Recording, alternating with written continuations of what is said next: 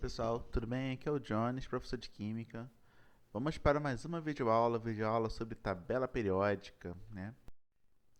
A tabela periódica ela teve uma origem bem controversa, né? Teve diversos autores e químicos do passado que tentaram organizar os elementos químicos em uma tabela para que a gente possa classificar, né, com maior facilidade os elementos químicos, né? A primeira dela aí que a gente cita, né, é a tabela de Domerheim que coloca os elementos em grupos de 3. É, e aí a massa, né, do meio é a média das duas massas de cima, né? Então aqui o elemento químico X, por exemplo, tem massa 1, o Z tem massa 3, então o Y teria massa 2, seria um intermediário ali, né? Aí teve o parafuso telúrico de Jean-Courtois, né, que a gente organizava os elementos em onda crescente de massa atômica ao longo de um cilindro, né? Isso aqui. Temos também a lei das oitavas de Newland, que organizava os elementos dessa forma como se fosse uma escala musical, né? Dó, ré, mi, fá, sol, lá, si, dó. Aí você teria os elementos classificados dessa forma. Então aí, por exemplo, aqui o hidrogênio teria propriedades parecidas com flúor, o lítio propriedades parecidas com sódio, o berílio propriedades parecidas com magnésio, e assim sucessivamente, né? Essas tabelas periódicas aqui que a gente falou anteriormente, elas funcionavam apenas para alguns elementos. Essas três aqui, né? A do Berhane, Chancourtois e Newlands. Elas só funcionavam para alguns elementos, mas para outros elas não funcionavam, né? Os elementos mais pesados não funcionavam muito bem. A tabela de Mendeleev, ela foi a primeira tabela que funcionou com praticamente todos os elementos, e a partir do modelo da tabela de Mendeleev é que a gente conseguiu organizar a tabela moderna, que é a tabela de Moseley, né, que organiza os elementos em ordem crescente número atômico. O Mendeleev ele organizava em ordem crescente de massa atômica. Então, o Mendeleev ele foi o primeiro químico que conseguiu uma tabela periódica funcional, né? Mas ela encontrava algumas inconsistências também, né? Mas aí foi a partir dessa tabela periódica aqui que a gente conseguiu organizar os elementos de uma forma bem legal, e é nela que a gente vai focar na aula de hoje, tá? A tabela de Moseley, essa daqui é a tabela que a gente já conhece, né, que a gente está habituado, já que a gente vai ver em vários lugares, né? Ela organiza os elementos químicos em períodos, né? São ao todo 7 períodos até o momento, né? O oitavo período ainda vai surgir. Então, ao todo são 7 períodos. E ela é dividida em 18 grupos. Grupo 1, grupo 2, grupo 3, grupo 4, etc.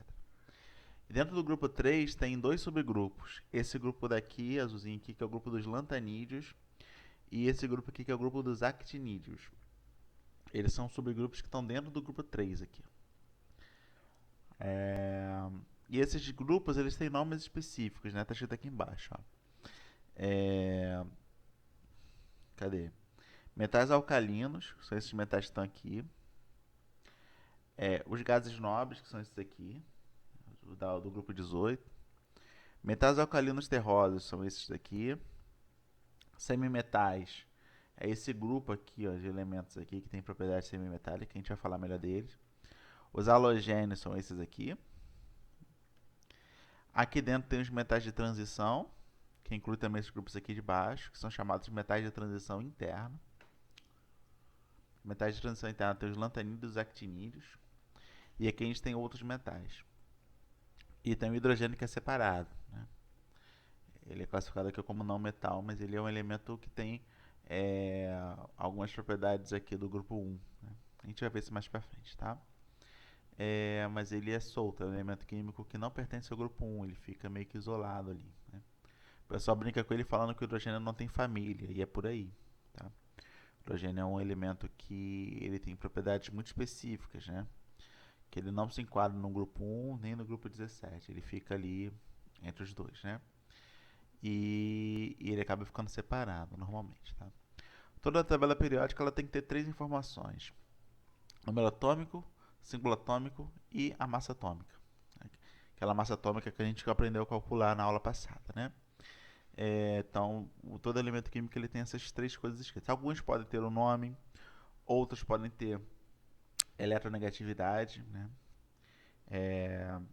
Quando a gente vai aquelas questões que você calcula a massa atômica, é engraçado porque a, a, a massa atômica, né, essas questões elas têm o gabarito está na própria tabela periódica, né? Se olhar na tabela periódica você vai ver lá o gabarito das questões, né?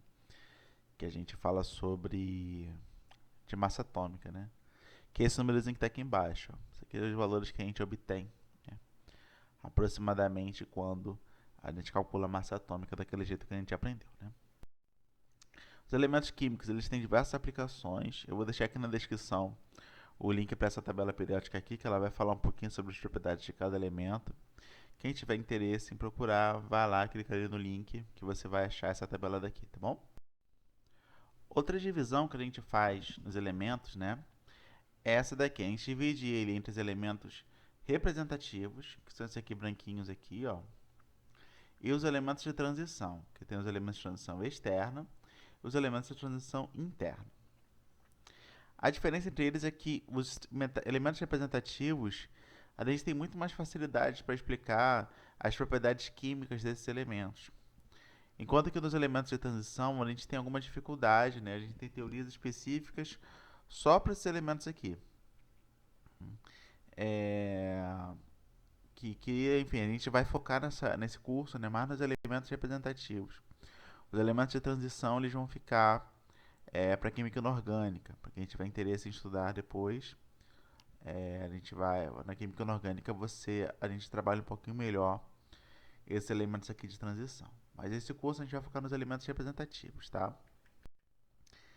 Aí outra divisão que a gente faz entre metais e ametais ou não metais, né? Esses rosinhas aqui todos são metais.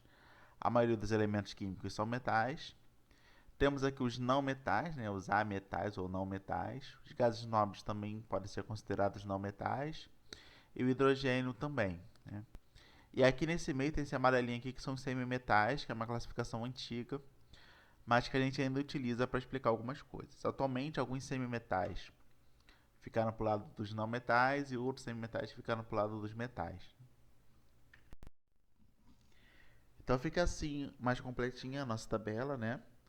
A gente tem ali os elementos de transição aqui, né? Os elementos representativos, que são esses aqui dos lados. Metais, semimetais e os não metais, né? Com os gases nobres e o hidrogênio ali separado. Aí, gente, os metais, né, e os não metais, eles têm algumas propriedades bem definidas, né? A gente consegue classificar eles nesses dois grupos justamente por conta das propriedades macroscópicas deles, né, principalmente. A gente tem aqui alguns exemplos de metais, né, por exemplo, o cobre, né, o ouro, a prata, o ferro, o estanho, né, são alguns exemplos de metais que a gente utiliza, a gente conhece, a gente manipula os metais há muito tempo, né? O enxofre, por exemplo, é um não metal que ele não tem o mesmo brilho metálico, né? A gente vai falar um pouquinho melhor sobre as diferenças. E aí, por exemplo, o carbono, né, encontrado na forma de grafite, na forma de diamante, na natureza, né? E aí a gente tem, né, algumas substâncias simples de alguns elementos, né? Por exemplo, aqui sódio, magnésio, titânio, níquel, vanádio, alumínio, estanho, que todos eles são metais, tá vendo aqui? Todos eles têm esse brilho, né? Aqui o potássio, o cálcio, o cobre, o manganês, o zinco, o índio, o chumbo. E aqui a gente tem alguns não metais, por exemplo, o fósforo, o enxofre, nitrogênio, que é um gás, oxigênio, que é um gás, o bromo, que é um gás, desculpa, o bromo, que é líquido, o iodo aqui, que é um sólido também, igual esse aqui de baixo. Temos aqui esses gases aqui, né? Esse aqui é a lâmpada de neon já acesa, né? Então esses gases aqui, eles têm essa coloração quando você liga eles na tomada, né? Então, os elementos, né, os metais, eles têm essas propriedades aqui. Apresentam brilho metálico, são bons condutores de calor e eletricidade, possuem alto ponto de fusão e ebulição, aqui eu estou falando de milhares de graus Celsius, tá? São sólidos, com exceção do mercúrio aqui, que é líquido, e eles são maleáveis e rígidos, ou seja, eu consigo deixar eles na forma que eu quiser, né? Apenas moldando eles de alguma forma. Os não metais, eles não apresentam brilho metálico, eles são maus condutores de calor e eletricidade, eles possuem baixo ponto de fusão e ebulição, aqui são algumas centenas, ou até mesmo menos, né? Geralmente são gases ou sólidos, com exceção do bromo aqui, que é líquido, e eles se fragmentam, né? Se eu tento moldar eles, eu vou fragmentar, né? Os metais, eles têm, né? Eles não se fragmentam tão facilmente assim, né? E os semimetais, gente, eles têm propriedades dos metais e dos não metais, tá? Eles têm um brilho típico semimetálico e existe a semicondução de corrente elétrica. Ou seja, alguns semimetais eles têm essa propriedade de conduzir corrente elétrica apenas em um sentido. No sentido contrário, eles não conduzem. E é essa a origem dos transistores, né, que a gente utiliza aí na computação. Hoje em dia tem essa tendência de dividir entre metais e metais, né? E aí, nesse critério, o germânio, o antimônio e o polônio são metais e o boro, o silício, o arsênio e o telúrio são não metais. Tá? Daí a gente pode ter essa divisão aqui, né? Fica um pouquinho mais fácil de visualizar, né? Metais aqui embaixo, metais ali em cima, né? De acordo com o tipo de átomo, metal ou ametal, o átomo ele vai tender a perder ou a ganhar elétrons. Os metais, que são os elementos aqui embaixo, eles tendem a perder elétrons. E os ametais aqui em cima, eles tendem a ganhar elétrons. Então, por isso que a gente faz essa divisão aqui, para a gente entender algumas propriedades químicas dos elementos. Agora a gente vai falar um pouquinho sobre as propriedades periódicas. Como eu disse a vocês, a gente classifica os elementos porque a gente possa organizar eles de acordo com suas propriedades, né? Essas propriedades, elas são as propriedades periódicas, ou seja, elas são propriedades que se repetem. Por isso que o nome é tabela periódica. Periódico vem de período, de repetição. Então, propriedades periódicas, propriedades que se repetem. Tabela periódica, tabela das coisas que se repetem, né? Das propriedades que se repetem. É por isso. A primeira delas é a distribuição eletrônica. Sim, distribuição eletrônica. Ela é uma propriedade periódica, ela varia de acordo com a família, né? O grupo daquele elemento químico. Então, aqui a gente tem, por exemplo, aqui, hidrogênio e hélio, né? Tem 1 e 2, o número atômico. Então a configuração eletrônica do hidrogênio vai ser um S1, do hélio vai ser um S2. Né? Então isso aqui na camada 1, ó, um S1, um S2. Aí depois a gente vem para o lítio, né?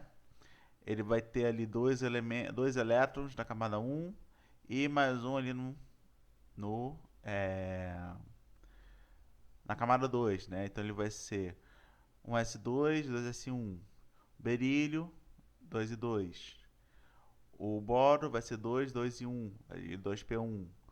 O carbono, 2p2. O nitrogênio, 2p3, né? E assim sucessivamente. Mas repare que quando você acaba essa primeira linha da tabela periódica, quando você começa a segunda linha, você repara que vai terminar aqui em S1 também, ó. Lítio, S1, sódio, S1. A diferença é que o lítio vai ser 2S1 e o sódio vai ser 3S1, porque ele vai estar no terceiro período, né? Aí o boro aqui, né?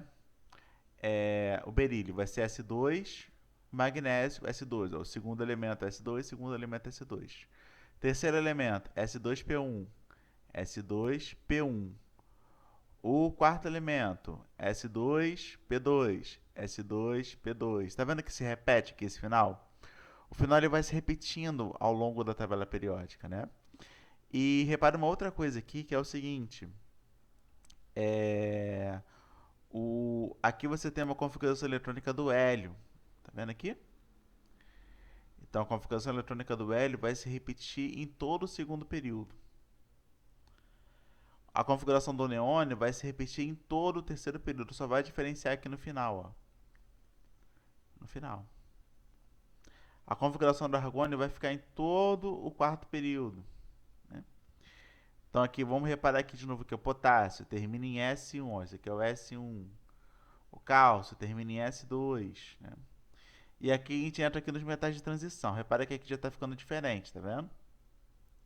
Já está meio diferente. Mas o galho, que está ali no grupo 13, ele vai ser S2P1.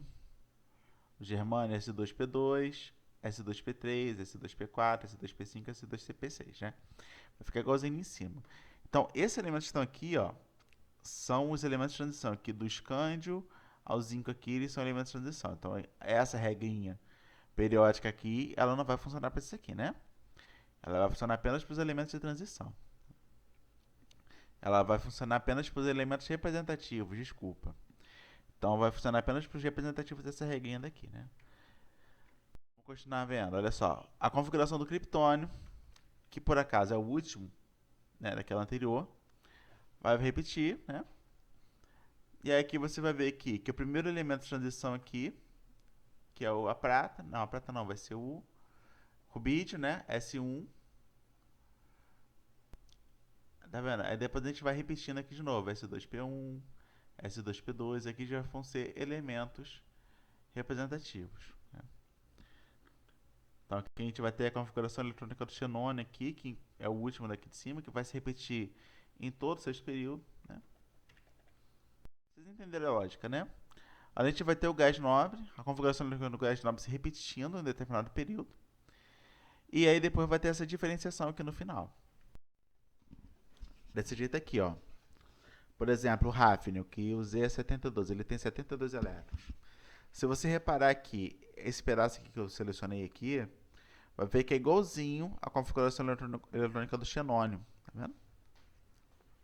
S2, 2S2, 2P6, 3S2, 3P6, 4S2, 3D10, 4P6, 5S2, 4D10, 5P6. É igualzinho a configuração eletrônica essa parte daqui. Então a gente pode simplesmente colocar isso aqui, ó, configuração do xenônio e o resto. S2, 4F14, 5D2. Tá? O hafnio ele vai ter essa configuração eletrônica que é chamada de cerne do gás nobre. Tá? Isso aqui vai facilitar muito a nossa vida, né? Então como é que você faria isso aqui? 72. Qual o gás nobre anterior?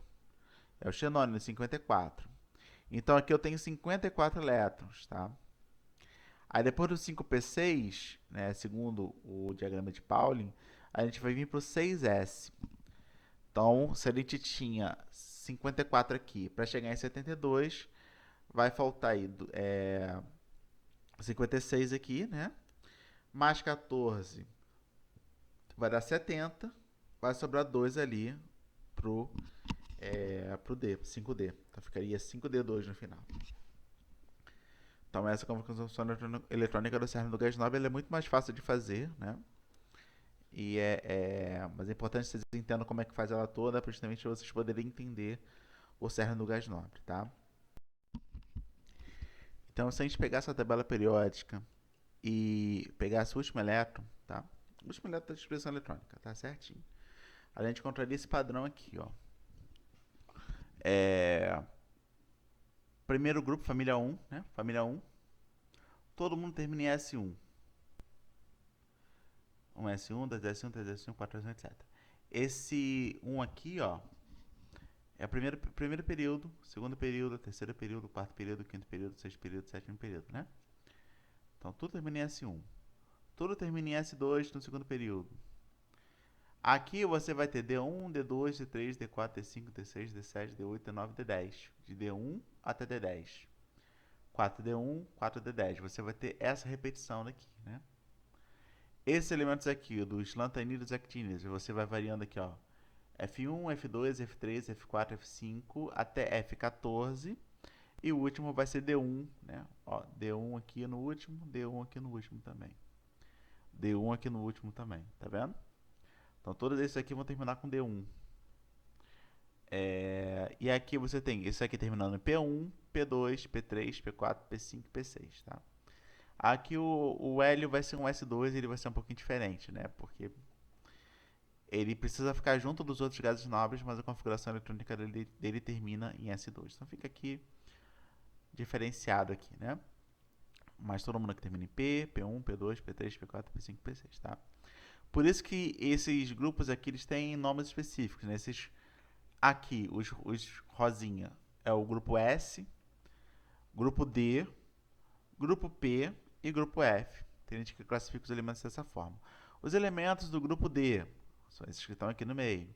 Os elementos do grupo S são esses aqui. Os elementos do grupo F são esses aqui. Os elementos do grupo P são esses aqui. Isso aqui é uma forma que vai ajuda a gente a dividir os elementos certinho dentro da tabela periódica, né? e entender algumas das suas propriedades. Tá? A gente vai falar muito disso daqui melhor mais para frente, na aula de ligação química. Antes da gente começar as outras propriedades periódicas, a gente precisa falar um pouquinho sobre a força nuclear fraca. A gente falou um pouquinho na aula passada sobre a força nuclear forte, né? É aquela que faz com que as partículas subatômicas fiquem concentradas no núcleo, né? E aí vai resolver aí o segundo problema do modelo de Rutherford, né? Mas também tem a força nuclear fraca, que é a força que o núcleo exerce sobre a eletrosfera. Então, a força do núcleo pela eletrosfera vai ser essa força nuclear fraca. Tá? Ela pode ser explicada pelo eletromagnetismo também. Então, a gente tem essa força aqui nuclear fraca, que na prática ela é o eletromagnetismo. Tá? Isso aqui vai ajudar a gente a entender todas as próximas propriedades periódicas que a gente vai estar trabalhando. A primeira delas é o raio atômico. O raio atômico é o tamanho, entre aspas, do átomo. Né? Esse tamanho ele vai depender de muitos fatores, tá? Ele vai depender de quem esse átomo está ligado, vai depender de muitos fatores. Como a gente não consegue definir uma borda para o átomo, né? O que a gente faz? Isso aqui é um modelo, gente. É um modelo que a gente vai dizer só para explicar que isso aqui é um átomo, tá? A gente não consegue ver a borda do átomo. Então, mas a gente consegue ver onde estão os núcleos, tá? Se a gente pega dois átomos iguais, coloca eles juntinhos, né? E a gente mede a distância entre os núcleos e divide essa distância ao meio, a gente vai obter o raio atômico. É aquele papo todo, né? Que não é órbita, gente. Os elétrons não fazem órbitas. Então não tem uma borda para o átomo, tá? Tem regiões de probabilidade. E aí, a distância entre os núcleos dividido por 2 vai ser o raio aparente do átomo ou o raio atômico. E aí, gente, a medida desse raio ela não é exata, né? Ela é uma medida aproximada e ela depende do tipo de ligação que você faz ali, né? Por exemplo, aqui a gente tem essas tabelas aqui de distância de ligação, né? Aquele modelo que a gente acabou de ver, né? A gente pega a distância entre os núcleos e divide, né, pelo meio. Então, esse aqui vai ser o tamanho da ligação, né? Então, a distância entre os núcleos, por exemplo, carbono-carbono, é de 154, né? Isso significa que o raio, né, do carbono vai ser de 77 picômetros. A distância do hidrogênio para o hidrogênio, que nem aqui, é de 74 picômetros. Picômetros é uma subdivisão do metro, né? Então, o raio do hidrogênio seria de 37 picômetros. Então, a distância entre carbono e hidrogênio deveria ser 77 mais 37, né? Que daria aí 144 picômetros. Só que, na verdade, a distância não é 154 picômetros, é 109 picômetros, que nem está escrito aqui, ó. Ou seja, essa medida, né, ela não é exata, né? O raio atômico, ele não é uma medida exata.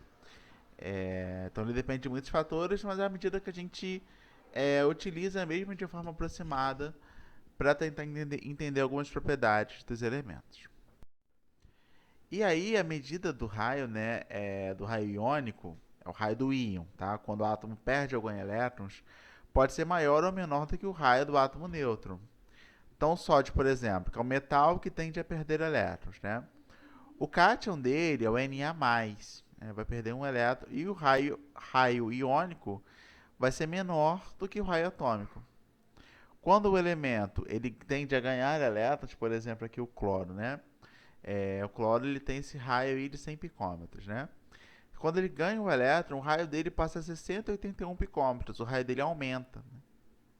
Justamente porque a eletrosfera, né, que vai dar essa dimensão, né, do tamanho do átomo. Quanto maior for a eletrosfera, né, quanto mais espaço aqueles elétrons ocuparem, quanto maior for essa nuvem eletrônica, maior vai ser a distância entre os átomos. Né? Além disso, também, a gente tem que considerar a repulsão eletrônica, né? A repulsão entre os elétrons de um átomo e de outro átomo. Isso tudo vai entrar, né, na hora da gente definir o raio iônico. E além disso tudo, né, quando você tem o cátion, né, você tem aqui o mesmo número de prótons antes e depois, só que eu tenho menos elétrons. Então os prótons eles vão exercer uma força muito maior sobre os elétrons e isso vai reduzir o tamanho do átomo, né? O tamanho do átomo, né? Do íon no caso. E o contrário, né? Eu tenho mais elétrons, então esse núcleo ele vai ter que fazer uma força extra, né? E aí você vai ter o aumento aí do tamanho do raio. O raio ele varia periodicamente na tabela periódica. Então, à medida que você vai subindo aqui no grupo, né? Vai descendo aqui, você vai ver que vai aumentando aqui, justamente porque você vai tendo mais camadas. Lembra que isso aqui é um S1, 2S1, 3S1, 4S1, né? Lembra que vai aumentando? Então você vai aumentando o número de camadas. Então, à medida que você vai descendo aqui na família, você vai aumentando o raio atômico. E quando você vai descendo aqui, né, pelo período, né, indo do grupo 1 até o grupo 18, né, o raio atômico ele vai diminuindo, né, à medida que vai passando. Porque você vai ter o mesmo tamanho de átomo, mas você vai ter também mais prótons, ou seja, você vai ter o mesmo número de camadas, mas você vai ter mais prótons. Esses prótons, eles quanto mais de maior número de prótons, maior vai ser a atração que ele vai ter sobre essas camadas. E aí vai reduzindo o tamanho do raio à medida que você vai descendo aqui no período. Então o raio ele vai diminuindo no período, né, ele vai aumentando na família. Principalmente por conta dessa atração do núcleo pela eletrosfera, né? O raio ele tem muito a ver com essa atração do núcleo pela eletrosfera. A outra propriedade periódica é a energia de ionização, que é a energia necessária para arrancar um elétron do átomo, né? Então eu tenho aqui, por exemplo, o alumínio. Eu vou arrancar um elétron dele, eu vou fornecer energia, né, suficiente para arrancar o elétron, né? Lembra que ele vai circulando, né, ali no orbital ali. Você aumenta, né, você dá energia, ele vai para um outro orbital, né? Se você dá muita energia, o núcleo não é capaz de segurar aquele elétron e ele vai embora, tá? Então, é a energia mínima, né, para você arrancar um elétron do átomo. Então, o alumínio ele tem 3 elétrons na última camada, vai perder um elétron, vai ficar com 2, vai ficar o alumínio mais um. Vai perder um outro elétron, né, e vai perder o último elétron, né, vai perder o último elétron da última camada. Isso aqui continua, eu posso continuar arrancando, né? Mas vocês entendem que à medida que eu vou arrancando elétrons, essa energia mínima vai ficando cada vez maior, né? Justamente porque eu vou ter menos elétrons, né? E o núcleo ele vai ter que segurar, né, aqueles elétrons. Então você tem essa variação aqui da energia de ionização, né? Os gases nobres eles sempre dão um pico assim, né, de dentro do mesmo período, né? Justamente porque a atração que eles fazem é muito forte, né? A gente vai falar um pouquinho melhor sobre isso daqui mais pra frente, tá? Mas aí você tem essa variação, você vai aumentando a energia de ionização ao longo do período. Então, se você vai do lítio até o neônio, né? Você vai ter esse aumento aqui da energia de ionização. Se você vai do sódio ao argônio, você vai ter um aumento crescente ali. Tem algumas exceções aqui, né? Que a gente não vai estudar nesse período, tá? Vocês não devem estudar essas exceções, porque não fazem tanta diferença para o curso de vocês, né? De petróleo e gás.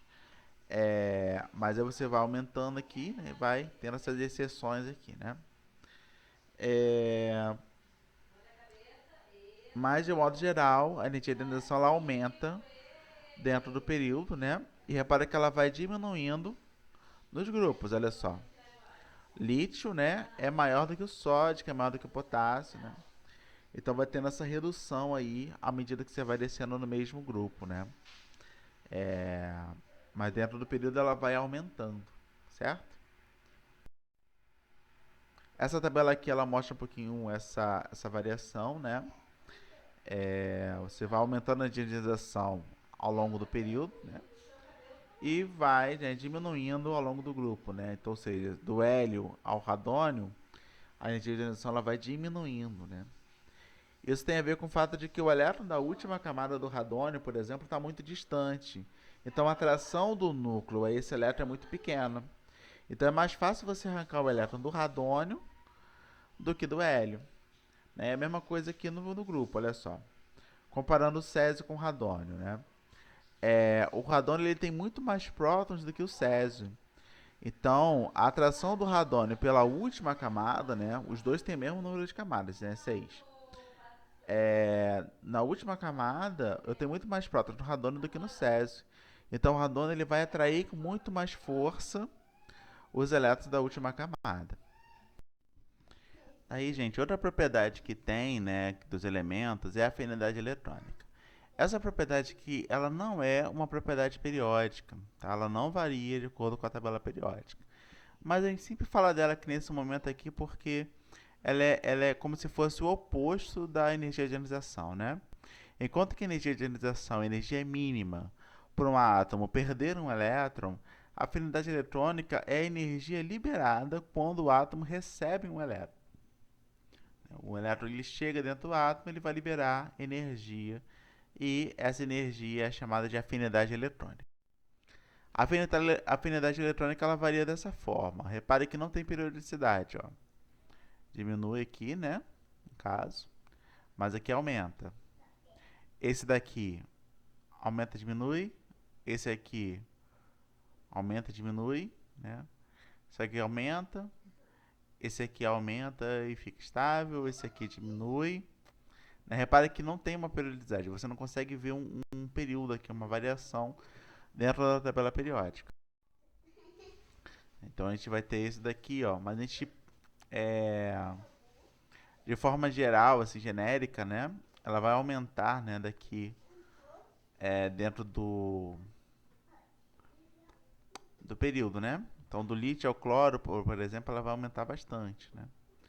Só que ela não é tão regular assim, né? Ela vai variando assim mais ou menos, tá?